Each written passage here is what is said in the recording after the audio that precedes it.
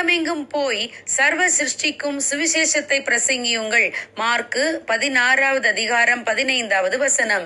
சாது சுந்தர் சிங் தெய்வ அழைப்பை பெற்றவர் என்ற புத்தகத்தில் ரெபேக்கா பார்க்கர் என்பவர் சாது சுந்தர் சிங்கின் வாழ்வில் நடந்த அநேக சம்பவங்களை எடுத்துரைத்துள்ளார்.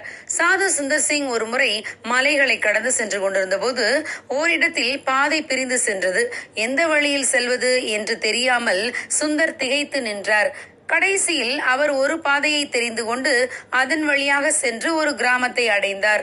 அப்பொழுதுதான் சுந்தர் சிங் தான் வந்த பாதை தவறான பாதை என்று அறிந்து கொண்டார்.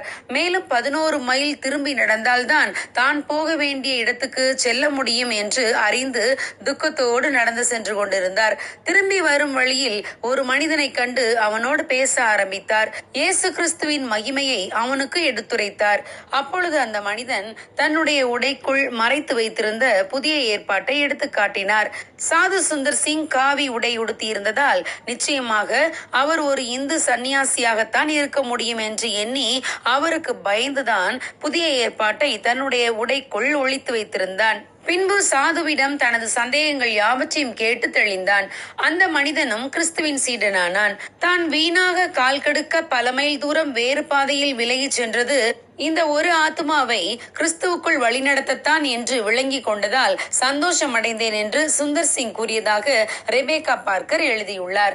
ஆம் பிரியமானவர்களே, தேவன் ஒரு தேசத்துக்காகவும் ஒரு கூட்ட ஜனங்களுக்காகவும் எவ்வாறு அக்கறை உள்ளவராய் இருக்கிறாரோ அதை போலவே ஒரு தனி மனிதனை குறித்தும் அவர் அக்கறை உள்ளவராய் இருக்கிறார். அவர்களை தம் பாதையில் வழிநடத்த தமது ஊழியர்களை தேவன் பயன்படுத்துகிறார். இதை போலவே எத்தியோப்பிய ராஜஸ்திரி ஆகிய கந்தாகே என்பவளுக்கு மந்திரியாய் இருந்த ஒருவரும் ஏசாயா தீர்க்க தரிசன புத்தகத்தை தன் கையில் வைத்து வாசித்துக் கொண்டே ரதத்தில் போய்க் கொண்டிருந்தார். அவருக்கு அதன் அர்த்தம் புரியவில்லை. இதை கண்ட தேவன் அவருக்கு ஏசாயா தீர்க்க தரிசன புத்தகத்தில் அவர் வாசித்த வசனங்களின் அர்த்தத்தை விளக்கவும் அவரை ரட்சிப்புக்குள்ளாக வழிநடத்தவும் விரும்பி பிலிப்பு என்ற ஒரு சுவிசேஷகனை அனுப்பினார். பிலிப்பு போய் அந்த மந்திரியோட சேர்ந்து கொண்டு அவருக்கு அவர் வாசித்த வேத வசனத்தை விளக்கி காட்டினார். உடனே அந்த மந்திரி இயேசுவை விசுவாசித்து ஞான ஸ்நானம் பெற்றுக் கொண்டார். ஆம் பிரியமானவர்களே, ஒவ்வொரு தனி மனிதனும் இயேசுவுக்கு மிகவும் முக்கியம். மனம் திரும்புகிற ஒரே பாவி நிமித்தம் பரலோக ராஜ்யத்தில் மிகுந்த சந்தோஷம் உண்டாயிருக்கும். ஆகவேதான் இயேசு கிறிஸ்து தனித்த ஒரு சமாரிய ஸ்திரீயை கூட அற்பமாய் எண்ணவில்லை. அவளுக்கும் சுவிசேஷம் அறிவித்து அவளை ரட்சிப்புக்குள்ளாக வழி நடத்தினார்.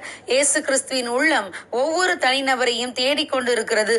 அவர்களுக்கு சுவிசேஷம் சொல்ல தேவன் நம்மை அழைத்தால் அர்ப்பணித்து செல்ல ஆயத்தமா? God bless you. Have a godly day.